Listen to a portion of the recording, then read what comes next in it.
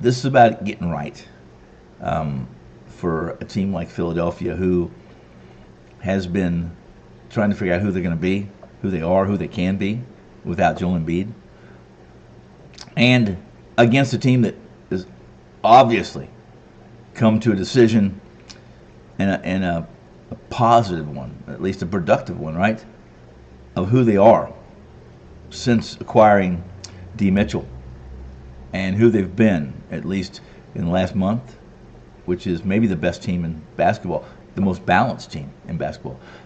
The NBA's jumped right back in action with some good stuff last night. We had some videos here. We were good on some, we were bad on others. We happened to be right about OKC and the Clippers playing to the under.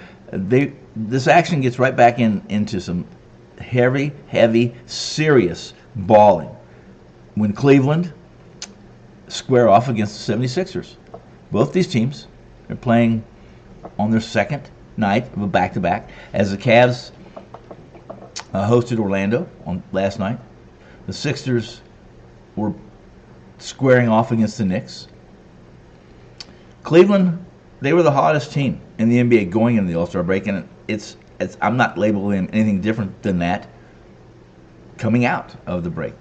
They'd won 10 of their last 11 games. Coming into last night's game, their only loss was against who? The 76ers. The Cavs climbed all the way to the second best team in the Eastern Conference standings. Regular season success does not always translate to the postseason. However, it does with this Cleveland team, and it's obvious because of their balance and their ability to defend if they want to, and their ability to put a lineup on the floor that is extremely efficient offensively.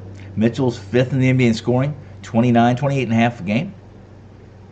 Garland, their second scorer, 18, 19 a game. He adds 6 assists with that. He had 21 and 9. The last time these two played, Philly has morphed into who I think they're going to be. They've decided. They made the trade at the deadline and got Buddy Hield, which I wasn't. When they traded for Buddy Hield, and I'm very familiar with Buddy Hield. I covered Buddy when he was in Oklahoma. By getting Hield and losing Embiid, this Philadelphia team became very small. Sixers without Embiid have problems. Don't think they don't. I read something this morning where it said, no Embiid, no problem, right?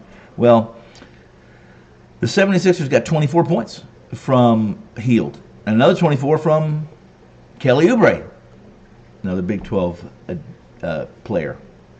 They have a really balanced scoring attack with Tyrese Maxey. He finished with 22, right? 9 assists in that game before the All-Star break.